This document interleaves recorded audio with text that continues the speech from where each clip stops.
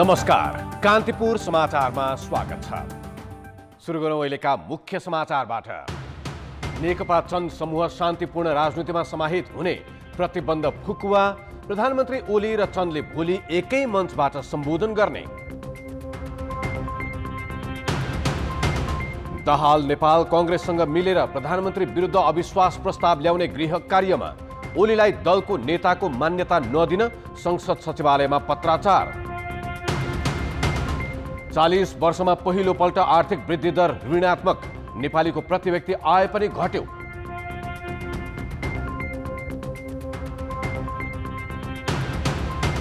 भारतमा बलात्कार मुद्दाको सुनवाईका क्रममा गरेको टिप्पणीले प्रधान न्यायाधीश विवादमा, राजीनामा माग गर्दै 5000 अधिकार कर्मीको हस्ताक्षर। र कतार विश्वकप छनौटको दोस्रो चरणका बाँकी खेल तोकिएको मितिमा नहुने, पाकिस्तान सुपर लिग पनि अनिश्चितकालका लागि स्थगित।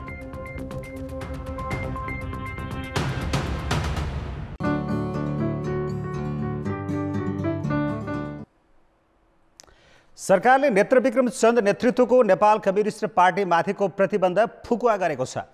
आज बिहान भएको वार्तामा 3 बुँदे सहमति भएपछि मन्त्री परिषदको साँझ बसेको बैठकले प्रतिबन्ध फुकुवाको निर्णय गरेको छ। सरकारले चन्दको पार्टीमाथि 2 वर्ष अघि प्रतिबन्ध लगाएको थियो। चन्द समूह हिंसा त्यागेर राजनीतिक विषयको समाधान संवादबाट खोज्ने र शान्तिपूर्ण गतिविधि गर्न सहमत भएपछि सरकारले प्रतिबन्ध फुकुवा गरेको हो। गृह मन्त्रालयले पनि सहमति अनुसार चन्द समूहका कार्यकर्तालाई रिहा गर्न सबै जिल्ला प्रशासन कार्यालयलाई निर्देशन दिएको छ। जिल्ला प्रशासनले हेर्ने मुद्दा चलाइएकाहरूलाई रिहा गर्न परिपत्र गरेको गृह मन्त्रालयका प्रवक्ता चक्रबहादुर बुढाले कान्तिपुर समाचारलाई जानकारी दिएका छन्। दुवै पक्षले संयुक्त विज्ञप्ति जारी गर्दै भोलि दिउँसो 2 बजे प्रधानमन्त्री केपी शर्मा ओली र चन्दले एउटै मञ्चमा सम्बोधन गर्ने जानकारी दिएका छन्। सहमतिको विस्तृत विवरण पनि सोही कार्यक्रममा सार्वजनिक गरिने विज्ञप्तिमा उल्लेख गरिएको छ।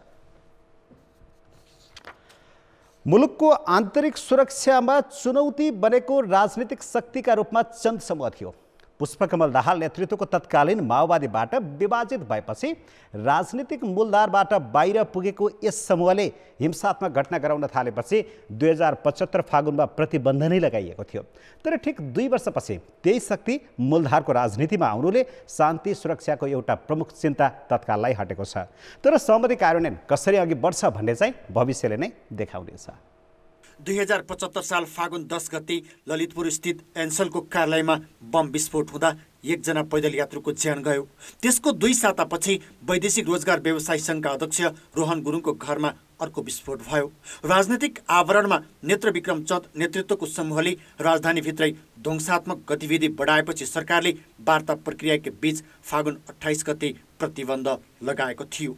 त्यसपछि पनि उक्त समूहले 40 भन्दा बढी स्थानमा विस्फोट गरायो। सरकार समेत कडाइका साथ प्रस्तुत हुँदा 2072 जना कार्यकर्ता तथा नेताहरू पक्राउ परे। अहिले 127 जना पूर्वपक्षका लागि थुनामा छन्। तर एकाएक भएको वार्ता र 2 दिनभित्रै शान्तिपूर्ण राजनीतिमा आउने सहमतिले सुरक्षा निकायलाई पनि राजनीतिक रूपको समूहसँग पौठेजोरी खेल्नुपर्ने अवस्था तत्काललाई अन्त्य भएको छ। त्यो जुन सरकार र विप्लवजीहरूको समूहहरूको बीचको कन्टेन्ट बाहिर नआउँदासम्म चाहिँ यसको प्रभावको बारेमा अहिले बोल्न गाह्रो पर्छ। तर आफैमा सकारात्मक मैले किन भने कि हतियार उठाउनुपर्ने आवश्यकता अब नेपालमा छैन, हैन? अनि हतियार उठाउनुपर्ने, मान्छे मार्नुपर्ने अथवा भोलि युद्ध गर्नुपर्ने त्यो अवस्था नेपालमा छैन। त्यो अवस्था छैन भन्ने कुरा रियलाइज गरेर यदि उहाँ सरकारसँग सम्झौता गर्नुभएको छ भने त्यो चाहिँ सकारात्मक हो। यसबीचमा चन्द समूहले पनि ठुलो क्षति बेहोर्नु पर्यो। आफ्नै सैन्य संरचना बनाएको उक्त समूहका 4 कार्यकर्ता प्रहरी कारबाहीमा मारिए भने आफैले बोकेको बम विस्फोटमा 5 जनाको ज्यान गएको थियो। यसबीचमा उसका 16 जना नेता तथा कार्यकर्ताको ज्यान गएको सुरक्षा निकायको विवरण छ। सेनाले मात्रै प्रयोग गर्ने एसएमजी, एलएमजी र M16 जस्ता मात्रै हतियार होइन, 40 भन्दा बढी पिस्तोल बरामद हुनु पनि उक्त समूहका लागि ठुलो क्षति थियो। अहिले 2 दिनको औपचारिक वार्ताबाटै यो शक्ति शान्ति प्रक्रियामा आउनु सकारात्मक हो। तर राजनीतिक सहमतिकै भरमा गम्भीर अपराधका घटनामा उन्मुक्ति पाउन भने त्यति सजिलो छैन। कानुनी रूपमा त सरकारले मुद्दा चलिरहेको छ भने, जिल्ला अदालतमा चलिरहेको छ भने सरकारले फिर्ता लिने निर्णय गर्न सक्छ। त्यो निर्णय चाहिँ अदालतमा जान्छ र अदालतले अनुमति दिनुपर्छ। केवल सरकारले फिर्ता लिएर फिर्ता हुँदैन। हामीले पछिल्लो समयमा गरेको अभ्यास के हो भने अदालतको अनुमतिलाई त्यहाँ अनिवार्य गराएको छौँ। त्यसैले त्यो अदालत पनि एग्री हुनुपर्ने हुन्छ। अथवा त्यसपछि कतिपय मान्छेहरू जो त्यो मुद्दाबाट प्रभावित हुनुभएको छ उहाँहरूलाई चित्त बुझेन भने त्यस विरुद्धमा फेरि अदालतमा जान सक्ने सम्भावना हुन्छ र अदालतले त्यो फिर्ता लिएको मिलेन भनिदिएको छ। अगाडि पनि लिएका केही मुद्दाहरूमा त्यसरी फिर्ता गर्ने काम चाहिँ वास्तवमा यो दण्डहीनतालाई संस्थागत गर्ने काम हो, यस्तो मुद्दाहरू फिर्ता गर्न पाइँदैन भनेर अदालतको संवैधानिक इजलासले बोल्दैछ। त्यसै भए हुनाले यसमा सरकारले बिल्कुल सम्झौता गरेर मुद्दाको त्यो कन्टेन्टमा नहेरिकन गोस्वारा ढङ्गले चाहिँ मुद्दा फिर्ता लिने कुरा गर्नुभन्दा यसमा कन्डिसन्सहरू राख्न चाहिँ बेस हुन्छ भन्ने लाग्छ। राजनीतिक चालबाजीका लागि मात्रै गरिएको होइन भने यो सहमति मुलुकमा शान्ति वातावरण बनाउने तर्फको एउटा कोसेढुङ्गा साबित हुनेछ। कान्तिपुर समाचारका लागि क्यामेरामा पशुपति बुढाथोकीका साथमा रमेश धमला, काठमाडौँ। प्रधानमन्त्री ओली आफैले प्रतिबन्ध लगाएको चन्द समूहसँग 81 सहमति गरेपछि सत्ता राजनीतिको किचोलोकै बीच अर्को तरङ्ग पैदा भएको छ। सरकारले भूमिगत गतिविधि गर्दै आएको नेत्र विक्रम चन्द नेतृत्वको समूहसँगको सहमति कसरी सम्भव भयो त? एक रिपोर्ट।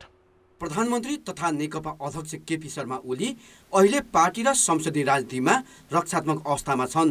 यही बेला ओली भूमिगत गतिविधि गर्दै आएको र सुरक्षाको मुख्य चुनौती बनेको चन्द समूहलाई केही दिनकै प्रयासबाट राजनीतिक अवतरण गराउन सफल भएका छन्।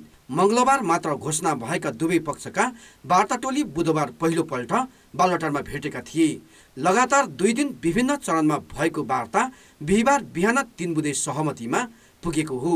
मुख्यतः सम्पूर्ण राजनीतिक विषयको समाधान संवादबाट खोज्न र राजनीतिक गतिविधि शान्तिपूर्ण रूपमा सञ्चालन गर्न चन्द समूह सहमत भएको छ। चन्द समूह माथिको प्रतिबन्ध फुकुवा, राजनीतिक बन्दी रिहा र मुद्दा खारेज गर्न सरकार तयार भएको छ। यो अवस्थासम्म ल्याउन पृष्ठभूमिमा खानेपानी मन्त्री मणि थापाले प्रयास गरेका थिए। उनी मन्त्री भए लगतै खानेपानीको अवस्था बुझ्न भनेर गत माघ 20 मा नक्खु कारागार गएर चन्द समूहका नेता हेमन्त प्रकाश ओलीसँग कुरा गरेका थिए। विभिन्न चरणमा भएका अनौपचारिक कुराकानीलाई भने निकै गोप्य राखिएको थियो। यद्यपि सहमति नजिक कुरा भइरहेको भन्ने प्रधानमन्त्री र अरू नेताहरूले नै जनाउँदिएका थिए। त्यस लगतै चन्दले विज्ञप्ति मार्फत पनि सकारात्मक रहेको सन्देश दिएका थिए।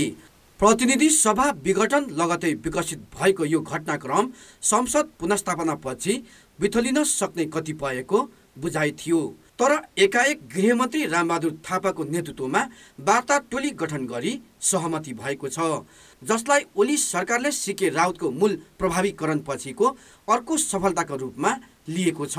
प्रधानमन्त्री केपी शर्मा ओलीले सीके राउतलाई चाहिँ राष्ट्रिय राजनीतिको मूलधारमा ल्याउनुभयो मधेसबाट र विप्लवजीलाई पनि राष्ट्रिय राजनीतिको मूलधारमा ल्याउनुभयो र अहिले राष्ट्रिय राजनीतिको मूलधारबाट कोही पनि बाहिर नहुन् र उनीहरूले देश र जनताको सेवा गर्ने अवसर पाउन् र अहिलेको यो प्रतिस्पर्धाको राजनीतिमा र यो लोकतन्त्रलाई सबैले स्वीकार गरून् भन्ने चाहिँ प्रधानमन्त्रीको चाहना छ।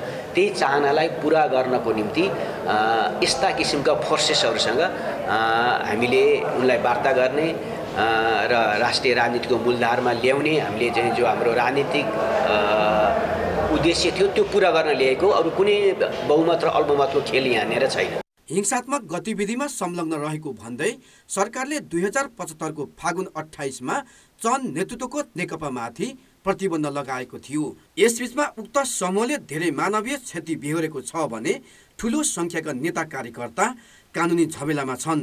माओवादी कालकै भूमिगत सङ्घर्षको अभ्यास गर्न खोजे पनि उनले खासै सङ्गठन विस्तार र जनसमर्थन पाउन सकेनन्।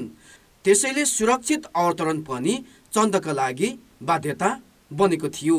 यद्यपि अहिले सरकारसँग गरेको सहमति शक्ति आर्जनको रणनीति पनि नहोला भन्न सकिन्न। कान्तिपुर समाचारका लागि प्युठान सहकर्मी शमशेर विक्रम जीसीका साथ दशरथ राई, काठमाडौँ।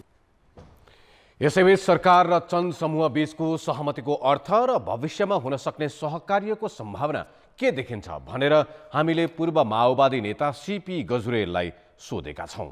रेडिमेड जस्तै किसिमले चाहिँ यो सहमति हुन गयो, किनभने हिजोबाट सुरु भएको आजै सहमति हुने भन्ने कुरा त अब यति लामो समयसम्म चाहिँ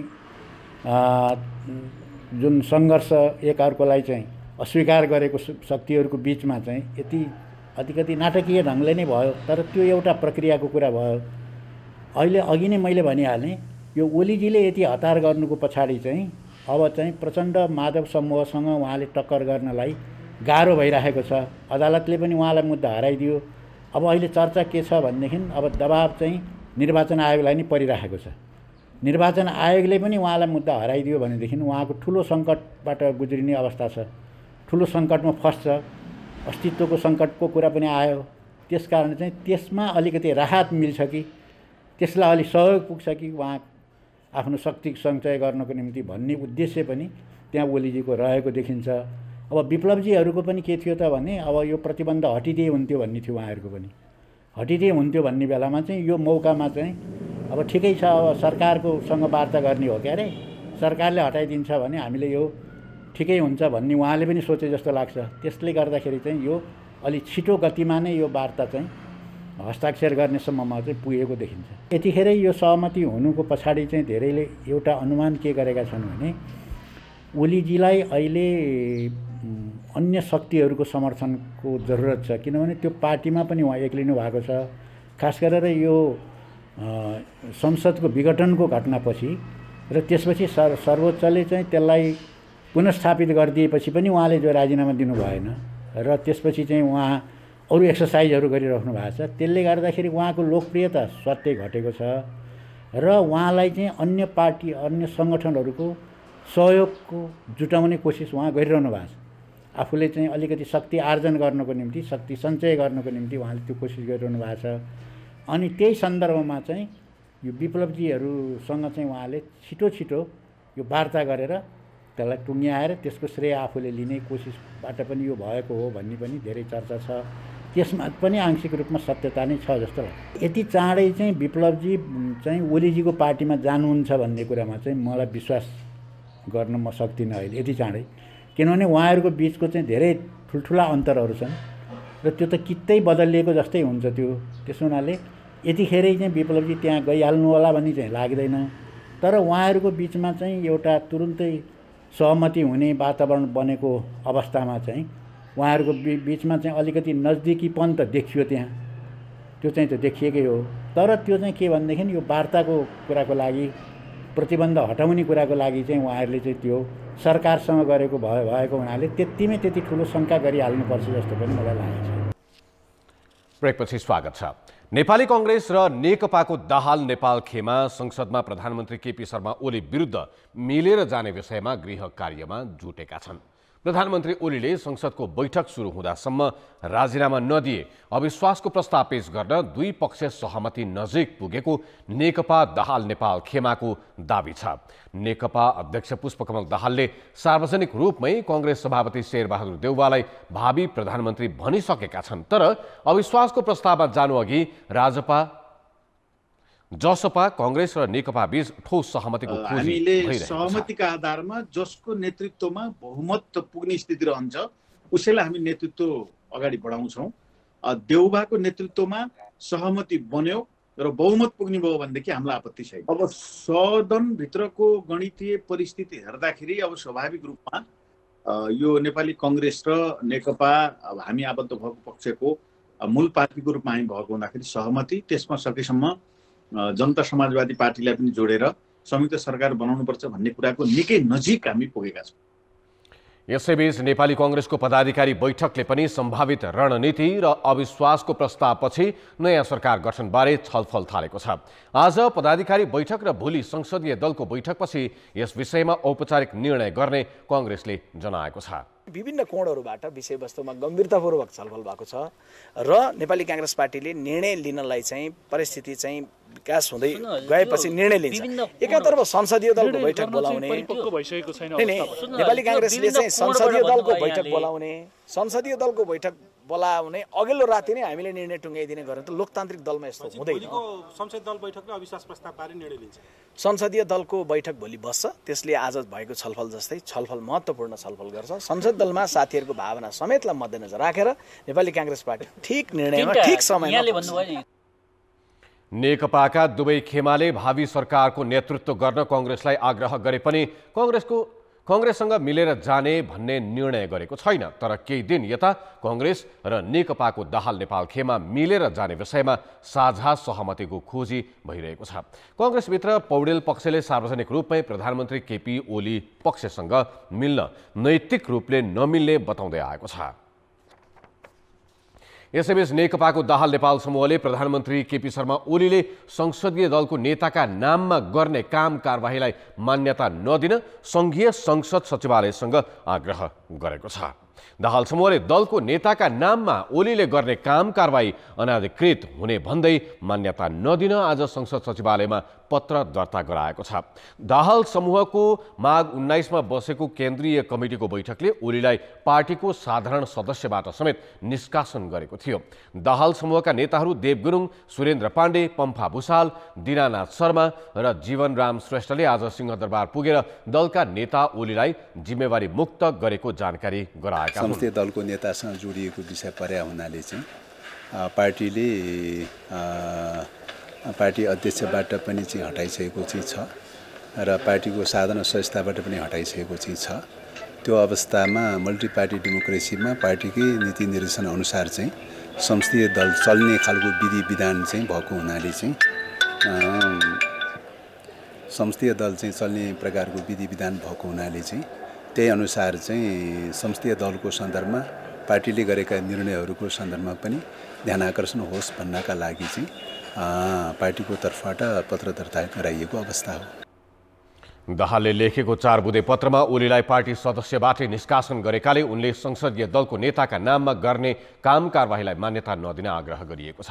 पत्रमा दाहालले पार्टीका कुनै सदस्यलाई निष्कासनको कारबाही केन्द्रीय कमिटीले गर्न सक्ने संसदीय दलको विधान समेत स्मरण गराएका छन्।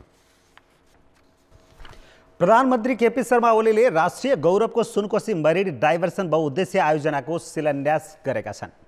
बिहिबार सिन्धुलीको कमलामाई नगरपालिकाको कुसुमटारमा आयोजनाको शिलान्यास भएको शिलान्यास कार्यक्रममा प्रधानमन्त्री ओलीले आयोजनाले हिमाल पहाड तराईलाई जोड्ने बताए।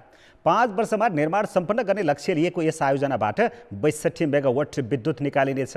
यस्तै तराईका 12, रौतहट, धनुषा, महुत्तरी र सर्लाहीको 1,22,000 हेक्टरमा सिँचाइ सुविधा पुर्याउने यस आयोजनाको लक्ष्य रहेको छ। प्रतिनिधि सभा पुनर्स्थापनापछि राजनीतिक रूपमा नैतिक सङ्कटको सामना गरिरहेका र संसद बैठक सुरु हुन साथ सत्ता छान्नुपर्ने अवस्थामा पुगेका प्रधानमन्त्री केपी शर्मा ओली पछिल्लो समय उद्घाटन र शिलान्यासको दौडधुपमा उत्रिएका छन्। उनका मन्त्रीहरूको शैली पनि त्यस्तै छ। तर प्रधानमन्त्रीदेखि मन्त्री समेतले भ्याइ नभ्याइ उद्घाटन गरेका आयोजनामध्ये कतिपय पुरानै हुन् भने शिलान्यास गरेका आयोजना तत्काल काम अघि बढ्ने सम्भावना समेत देखिँदैन। यो दृश्य काठमाडौँको चक्रपथ अन्तर्गत कलङ्की बल्खु सडक खण्डको हो, जुन गत वर्ष नै चीन सरकारले निर्माण सम्पन्न गरी सरकारलाई हस्तान्तरण गरेको भन्दै तामझामका साथ उद्घाटन गरिएको थियो। तर आफ्नो जिम्मामा परेको यो खण्ड सरकारले अहिलेसम्म निर्माण नै गरेको छैन। अब अर्को दृश्य हेरौँ। 3 साता अघि कञ्चनपुर पुगेर प्रधानमन्त्री ओलीले उस्तै तामझामका साथ दैजी छेला औद्योगिक क्षेत्र शिलान्यास गरेका थिए। तर कान्तिपुर कर्मी मङ्गलबार त्यहाँ पुग्दा उद्घाटन गर्दा राखिएका राष्ट्रिय झण्डा बाहेक केही देखिएन। त्यहाँ कामको त सिनको पनि भाँचिएको छैन। 20 वर्षदेखि चर्चा गरिएको तर अहिले प्रधानमन्त्रीले पर्याप्त तयारी बिनै शिलान्यास गरेकोले काम हुनेमा स्थानीय बासिन्दा ढुक्क छैनन्। 20-25 वर्षदेखि पहिलाको हो यो सुनिला छ। अहिले चाहिँ शिलान्यास भयो, अलि विश्वस्त जस्तो लाग्छ पनि नै के भनौँ होइन। अब अलिअलि विश्वास त लाग्छ, भइदिए त राम्रो हुन्थ्यो। हाम्रो यो अलि दुर्गम ठाउँ छ, गरिबीहरू बढी छन्। अलि भइदिएपछि अलि राम्रो हुन्थ्यो, रोजगारीको सिर्जना बढ्थ्यो। तर 20-25 वर्ष पहिलेको रहेछ यो योजना। आफ्नै कदमका कारण सत्ता डगमगाएपछि प्रधानमन्त्री ओली पछिल्लो समय आफूलाई विकासको पर्याय देखाउन उद्घाटन र शिलान्यासको हतारोमा छन्। 3 दिनभित्रै उनी मोरङ र कास्की पुगे। गृह जिल्ला झापा त 2 पटक पुगे। त्यहाँ उनले चीन नेपाल मैत्री औद्योगिक पार्क तथा झापाका विभिन्न खोलामा 31 वटा पुल शिलान्यास गरे। 5वटा पुलको उद्घाटन गरे। पोखरा जाँदा गण्डकी प्रदेश प्रशिक्षण प्रतिष्ठानको भवन शिलान्यास गरेका छन्। प्रधानमन्त्री र मन्त्रीहरूले हिजो आज दैनिक जसो यसै गरी उद्घाटन र शिलान्यास गरिरहेका छन्। जबकि ओली र उनको समूहको सत्ता राजनीतिक धरातल उनकै असंवैधानिक कदम र दम्भपूर्ण गतिविधिले धर्मराएको छ। यस्तो बेलामा ओलीको रिबन काट्ने हतारोलाई कामभन्दा पनि लोकप्रियता हासिल गर्ने लोभका रूपमा बुझ्न सकिन्छ। जनता चाहिँ आकर्षित भएर आउँछन्, अर्को पक्षभन्दा मेरो पक्ष बलियो हुन सक्छ भन्ने धारणा उहाँसँग छ। र तर गरिब मुलुकहरूमा यस्तो, यो नेपाल मात्रै अपवाद होइन, गरिब मुलुकमा यस्तो प्रचलन धेरै छ है। राजनीतिज्ञले यसै गरी खेलाउँछन् र जनताले बुझि पनि सकेका छन् कि यो खेलाएको मात्रै हो, यो वास्तविकता होइन भन्ने कुरो बुझिसकेका छन्। उहाँलाई लाभ हुन्छ भन्ने सोच्नु भएको छ, केही लाभ पनि होला राजनीतिक। विकास निर्माणका लागि अगाडि बढ्नु सरकारको दायित्व नै हो। आयोजनाहरू अगाडि बढाउन शिलान्यास र बनेपछि उद्घाटन गर्नु पनि अन्यथा होइन। तर सस्तो लोकप्रियताका लागि उद्घाटन र शिलान्यासका नाममा रिबन काट्ने तथा अझ पद नै सङ्कटमा परेपछि शिलालेखमा नाम लेखाउँदै कुदाकुद गर्नुले न विकासलाई सघाउँछ न त त्यसलाई जायज नै मान्न सकिन्छ। कान्तिपुर समाचारका लागि जिल्ला सहकर्मीहरूका साथ दीपक आचार्य, काठमाडौँ।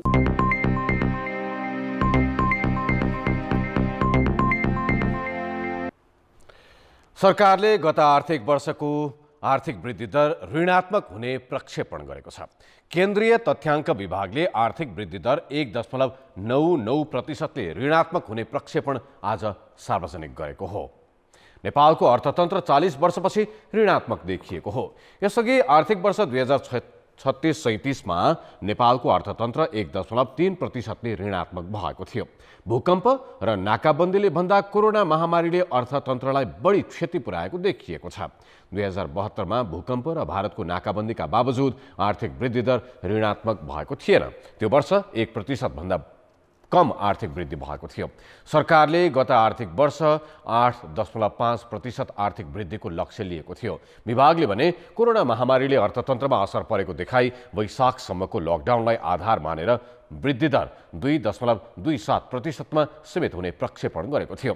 गत आर्थिक वर्षको चौथो त्रैमासमा मात्र अर्थतन्त्र 15.4% ऋणात्मक भएको आकलन छ। लकडाउन चाहिँ खुल्छ भन्ने हिसाबले सोचिएको थियो। हामी समग्रले देशले नै सोच्दा यो कोरोना भनेर चाहिँ यो लङ टर्म इम्प्याक्ट पार्ने भन्दा पनि तात्कालीन असर पार्ने हो, 1-2 महिना गइहाल्छ भन्ने हिसाबले नै सोचौँ जस्तो लाग्छ।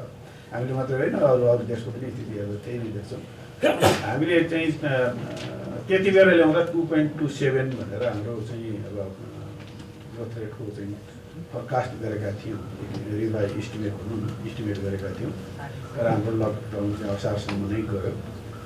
त्यो कारणले गर्दाखेरि पनि हामीलाई ठुलो असर पर्यो। विभागले तथ्याङ्क गणनामा आधार वर्ष परिवर्तन गरेको छ। यसअघि सन् 2000-2001 लाई आधार वर्ष मानेर तथ्याङ्क मापन गर्ने गरिएकामा यसपटक 2010-11 लाई आधार वर्ष मानिएको छ। आधार वर्षमा परिवर्तनले पनि वृद्धि दर ऋणात्मक हुने देखिएको विभागको भनाइ छ। चालु आर्थिक वर्षको पहिलो त्रैमासको आर्थिक वृद्धि समेत 4.6% ले ऋणात्मक हुने विभागको अनुमान छ। महामारीको असर निकै कम भएकाले अर्थतन्त्र लयमा फर्कन थालेको विभागले जनाएको छ। विभागका अनुसार अर्थतन्त्रको आकार 39 खर्ब 43 अर्ब पुगेको छ। आकार बढे पनि प्रति व्यक्ति आय भने 25 अमेरिकी डलरले घटेको छ। आर्थिक वर्ष 2075-76 मा नेपालीको प्रति व्यक्ति औसत आय 1159 डलर रहेकामा गत आर्थिक वर्ष 1134 डलरमा झरेको विभागको प्रक्षेपण छ। अब शेयर बजारमा आज उछाल आयो। 2 दिन लगातार ओह्रालो लागेको बजार मापन गर्ने परिसूचक आज 91 अङ्कले बढ्यो।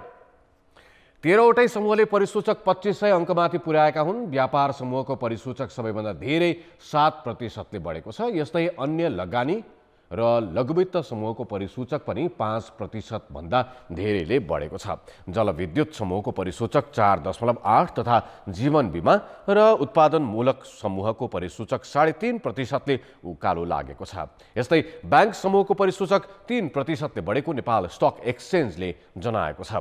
परिसूचक मंगलबार र बुधबार गरी 2 दिनमा 69 अङ्कले घटेको थियो।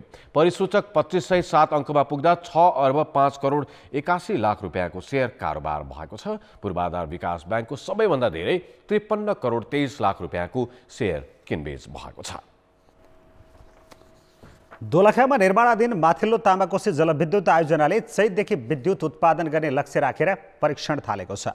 आयोजनाको मुख्य सुरुङमा पानी पठाएर पेनिस्टकको परीक्षण पनि सफल भइसकेको छ। चैतदेखि विद्युत उत्पादनको परीक्षण हुने गरी अन्य भागको परीक्षणलाई तीव्रता दिएको आयोजनाका प्रवक्ता गणेश नेउपानेले जानकारी दिए। आयोजनाको तल्लो भर्टिकल सफ्ट जोड्ने 100 मिटर पाइपको डिजाइन परिवर्तन गरी जडान पनि भइरहेको छ। पटक पटक कार्यतालिका प्रभावित हुँदै आए पनि अब पहिलो युनिट विद्युत उत्पादन चैतमा नै हुने प्रवक्ता नेउपानेको दावी छ। 35 अर्ब 33 करोड रुपियाँमा निर्माण सकिने भनिएको आयोजनाको लागत बढेर करिब 74 अर्ब रुपियाँ पुग्ने आयोजनाले जनाएको छ। समाचारमा पुनः स्वागत छ। फागुन 11 गते बसेको संघीय मन्त्री परिषदको बैठकले फेवा तालको क्षेत्रफल निर्धारण गरेको छ। तालको 4 किल्ला निर्धारण, सीमाङ्कन तथा नक्साङ्कन गर्न बनेको समितिले तयार गरेको अध्ययन प्रतिवेदनलाई सरकारले पारित गरी सार्वजनिक गरेको हो। सार्वजनिक प्रतिवेदनमा तालको क्षेत्रफल 8 वर्षको अन्तरालमा 1619 रोपनी घटेपछि अध्ययन प्रतिवेदनमाथि विज्ञहरूले प्रश्न उठाएका छन्। 2069 मा तत्कालीन सरकारले फेवातालको क्षेत्रफल 12,874 रोपनी 2 आना 3 पैसा रहेको ठहर गरेको थियो। तर नयाँ समितिको प्रतिवेदन अनुसार यसै हप्ता सरकारले फेवातालको क्षेत्रफल 11,255 रोपनी 11 आना 1 पैसा कायम गरेको छ। दुई फरक प्रतिवेदनमा फेवातालको क्षेत्रफल बितेको 8 वर्षमा 1619 रोपनी घटेको देखाइएको छ। पछिल्लो क्षेत्रफलको विश्वसनीयतामाथि यसअघि नापजाँचमा संलग्न रहेका व्यक्तिले प्रश्न उठाएका छन्।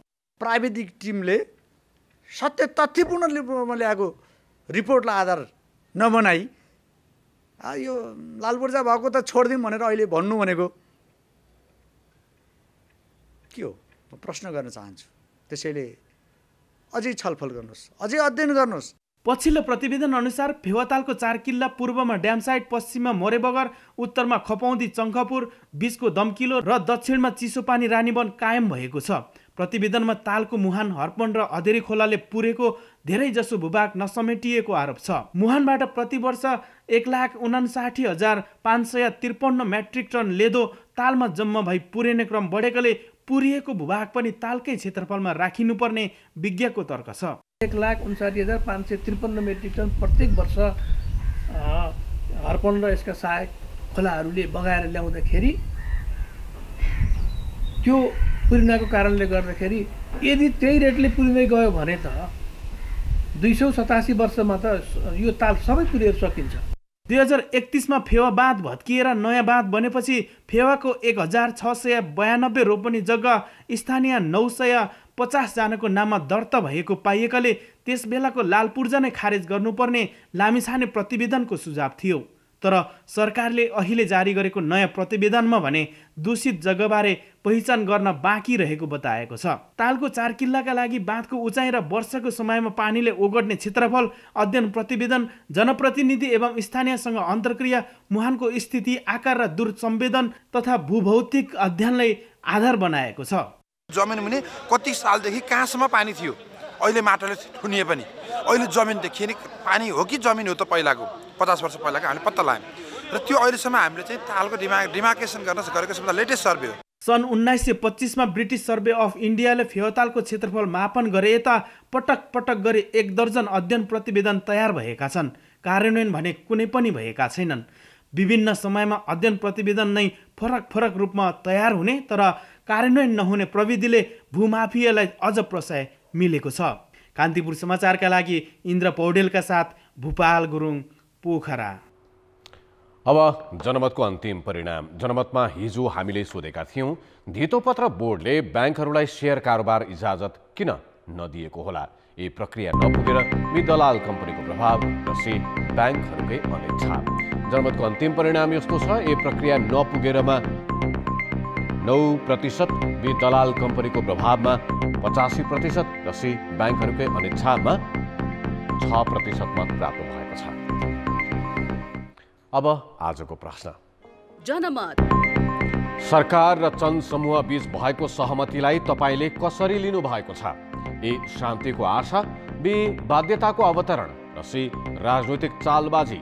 जनमतको अन्तिम परिणाम भोलि साँझ 8 बजेको कान्तिपुर समाचारमा प्रसारण गर्नेछौँ। कृपया NEWS news space A, B वा C टाइप गरी 34001 मा SMS गरी आफ्नो मत व्यक्त गर्नुहोला।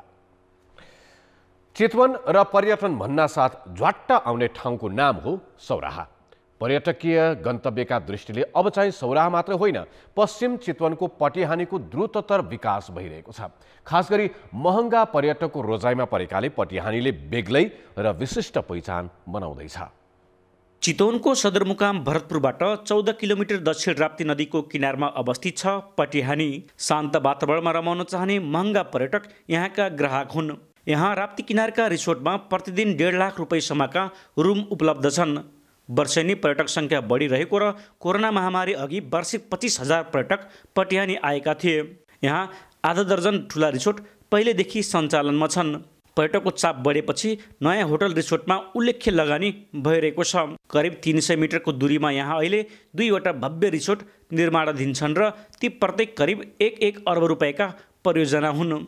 त्यसमध्ये एउटाको 90% निर्माण सकिएको छ भने अर्कोको 60% भन्दा बढी। यसले यहाँको आर्थिक गतिविधि उल्लेख्य रूपमा बढाउने विश्वास छ। अन्तर्राष्ट्रिय स्तरको चाहिँ सेवा सुविधा दिने हिसाब किताबले प्राकृतिक सौन्दर्यले भरिपूर्ण हाम्रो होटलबाट लाइभ हामी जङ्गल एक्टिभिटीहरू देख्न सकिन्छ। पटिहानीका होटल रिसोर्टबाटै गैंडा लगायतका वन्यजन्तु अवलोकन गर्न सकिन्छ।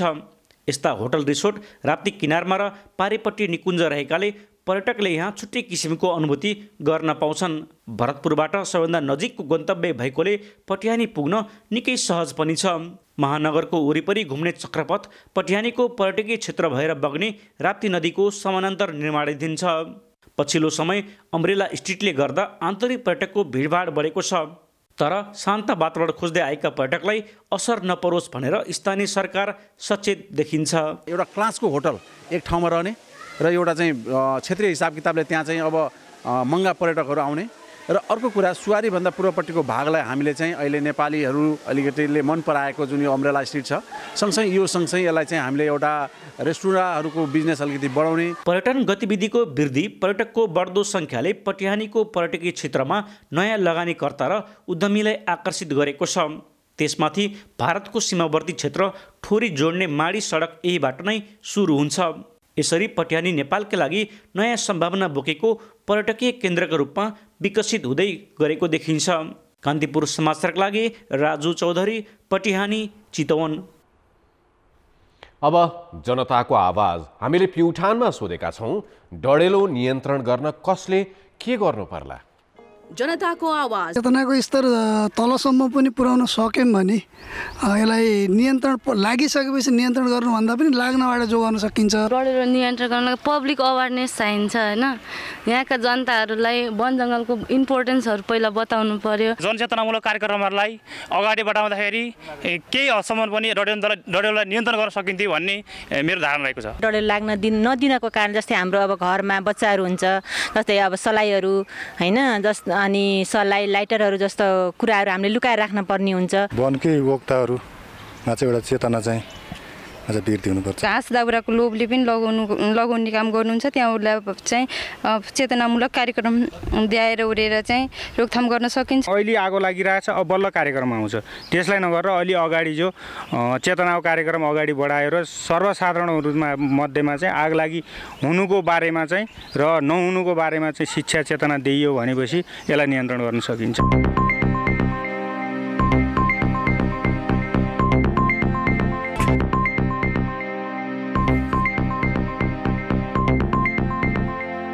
नमस्कार, कान्तिपुर खेलकुद समाचारमा स्वागत छ। कतार विश्वकप छनौटको दोस्रो चरणका बाँकी खेलहरू तोकिएको मितिमा नहुने पक्का भएको छ।